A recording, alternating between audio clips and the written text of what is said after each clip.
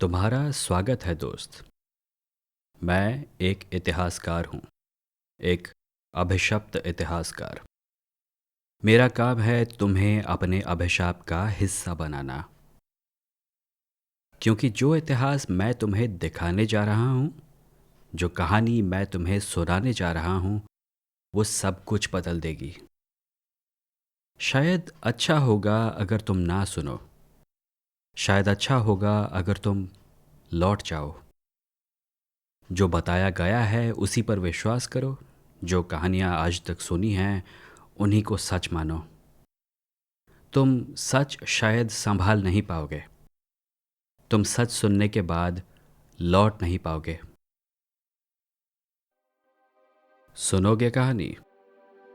है हिम्मत?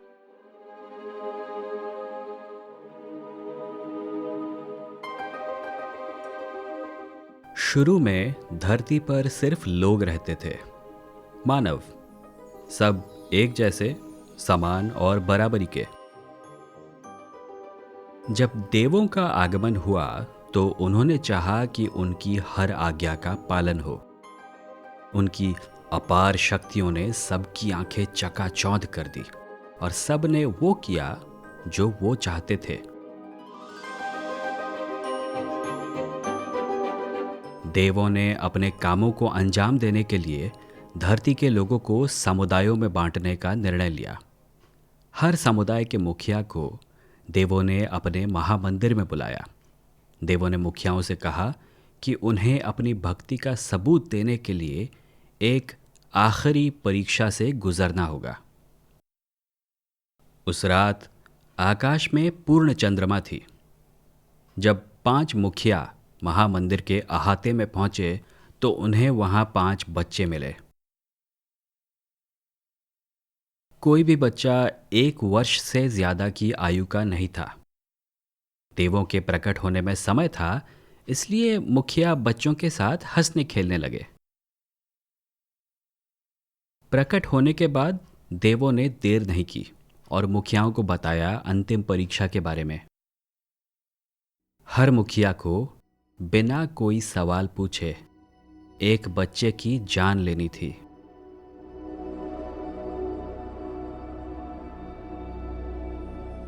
कुछ ने बिना हिचकिचाए ऐसा किया, कुछ ने एक पल हिचकिचाने के बाद किया। कुछ ने बच्चे को तब तक नहीं मारा जब तक उन्हें देवों ने अलग से आश्वासन नहीं दिया कि वो कुछ गलत नहीं कर रहे थे।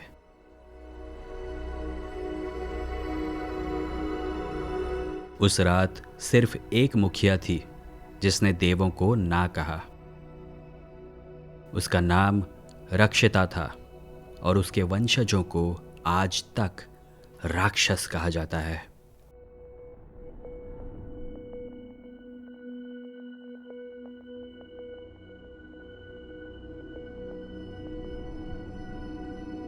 सदियां बीत गई। देवों ने धरती के कई हिस्सों पर अपना आधिपत्य स्थापित किया। इस काम में पूरी भक्ति के साथ उनकी मदद की मानवों के 4 समुदायों ने। सबसे ऊपर था प्रथम समुदाय, वो जिनके पूर्वज सबसे कम हिचकिचाए थे। देवों के प्रति संपूर्ण भक्ति ही इनके अस्तित्व का सार था। इनका काम था देवों के ज्ञान और विज्ञान को सीखना और सिखाना। यही देवों के इतिहास भी लिखते थे और इन इतिहासों में लिखा था कि मानवों का निर्माण देवों ने किया था, और ये भी कि राक्षस हमेशा से देवों के शत्रु रहे थे, और ये भी कि राक्षस असल में मानव थे ही नहीं। देवों के आशीर्वाद से और प्रथम समुदाय की मेहनत से निर्मित हुआ एक नया इतिहास। इस इतिहास के मुताबिक एक मानव के जीवन का लक्ष्य था केवल भक्ति। जिन ग्रंथों में मानव देवों की कहानियां पढ़ते थे, उनके नायक भी हमेशा परम भक्त होते थे, जो देवों की कृपा से राक्षसों पर विजय प्राप्त करते थे। जहां कभी देवों का महामंदिर हुआ करता था, वहां अब एक विशाल शहर था। इस शहर के रहने वाले इसे देवभूमि कहते थे। जैसे जैसे देवभूमि का दायरा बढ़ता जाता, उसके चारों ओर फैले जंगलों का दायरा घटता जाता। वही जंगल जिनमें सदियों से राक्षस रहते आए थे। जब भी देवभूमि को जंगल का कोई नया टुकड़ा चाहिए होता, तो प्रथम समुदाय के मानव वहां जाकर यज्ञ करते। वो मंत्रों का जाप करते हुए जंगल की भूमि को देवों के नाम करते, ताकि देवभूमि का विस्तार हो सके। कभी कभी राक्षस इन यज्ञों में विघ्न डालते और देव भक्तों को जंगल से खदेड़ देते। जब देवभूमि के लोगों को इस बारे में पता चलता, तो उनके ग्रंथों में राक्षसों की दुष्टता के दो और किस्से जुड़ जाते। और इसके ठीक बाद भक्तों के दुखों को दूर करने के लिए देव किसी मानव को चुनते और उसे अपने विज्ञान से बने आधुनिक अस्त्र शस्त्र प्रदान करते। चौंको मत दोस्त, तुम्हारे इतिहास में ऐसी कई हत्याएं हैं जिन्हें संहार कहा गया है, और ऐसे कई हत्यारे हैं जिन्हें देवों का अवतार बताया गया है। ऐसा नहीं है कि राक्षसों ने कभी युद्ध शुरू नहीं किए। ऐसा नहीं है कि राक्षसों ने कभी देवभूमि पर हमला नहीं किया। लेकिन हर बार उनका उद्देश्य केवल रक्षा होता था। अपनी रक्षा, धरती की रक्षा और उन यादों की रक्षा जिन्हें देवभूमि के लोग सदियों पहले भुला चुके थे।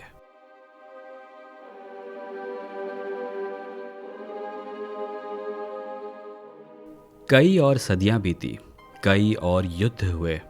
इन युद्धों को देव राक्षस संग्राम कहा जाता था। पर सच यह है कि ये युद्ध सिर्फ मानवों के बीच हो रहे थे, और इन युद्धों में कभी भी मानवों के अलावा कोई नहीं मरा।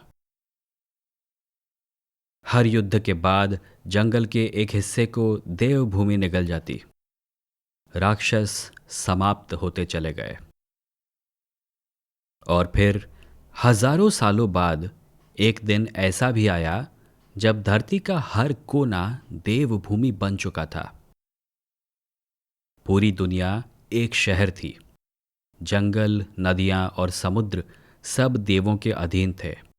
मानवों ने देवों की आज्ञा मानकर धरती को खोखला कर डाला, नदियों को भाप बनाकर उड़ा दिया और हवा को जहर हो जाने दिया।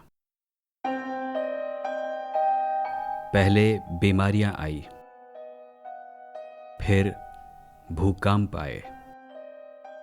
देवों का महामंदिर, जो कि हजारों सालों से देवभूमि का केंद्र बना हुआ था, कांपती पृथ्वी के प्रकोप से बचने के लिए उठकर हवा में उड़ने लगा। और जब ऐसे तूफान आए जिन्होंने देवभूमि की ऊंची अट्टालिकाओं को भी धूल में मिला दिया, तो महामंदिर और भी ऊपर चला गया। उस ऊंचाई पर जहां ना हवा थी, ना गुरुत्वाकर्षण। हमारे इतिहास को सिर्फ भूला नहीं गया दोस्त, इसे मारा गया है, कुचला गया है, इसकी हत्या की गई है। जो कहानी मैंने तुम्हें सुनाई, वो हमारी दुनिया के इतिहास की लाश के टुकड़े हैं। पर सच चाहे जितना भी टूटा फूटा क्यों ना हो, झूठ से बेहतर होता है, झूठ से ज्यादा जरूरी होता है। इस धरती पर अब कुछ खास बचा नहीं है। ना सांस लेने लायक हवा है, ना पीने लायक पानी, ना हरियाली, ना प्यार, ना मुस्कुराहटें, और ना ही सपने। अगर है तो बस एक काला साया, आसमान में इस दुनिया की रही सही ताकत चूसता हुआ। और कुछ भक्त हैं जो अब भी उस काले साए पर आंखें गड़ाए जी रहे हैं, इस उम्मीद में कि देवों के पांव फिर से पड़ेंगे जमीन पर और सब ठीक हो जाएगा। उन्हें सच बताओ दोस्त, इससे पहले कि आखिरी मानव अपनी आखिरी सांस ले, उन्हें बताओ सच क्या है। उन्हें याद दिलाओ हम कौन हैं, हम कौन थे। उन्हें बताओ मेरे पूर्वजों के बारे में, जो हिचकिचाए तो थे पर रुके नहीं। उस चौथे समुदाय के बारे में जो सदियों तक सिर्फ हिचकिचाता रहा, पर कभी भी देवों के खिलाफ आवाज उठाने की हिम्मत नहीं जुटा पाया। देवभूमि के बच्चे जिन कहानियों को सुनकर बड़े होते थे, उनमें हमेशा राक्षसों की हार होती थी। इन किस्सों को सुनकर और देखकर हम तालियां बजाते थे। बुराई पर अच्छाई की जीत, अच्छाई की जीत बुराई पर। शायद ठीक ही था, शायद ठीक ही है ये सब, क्योंकि हम चाहें और जो कुछ भी रहे हों, हम अच्छे तो कभी भी नहीं थे। जाओ दोस्त, सबको बताओ ये बात।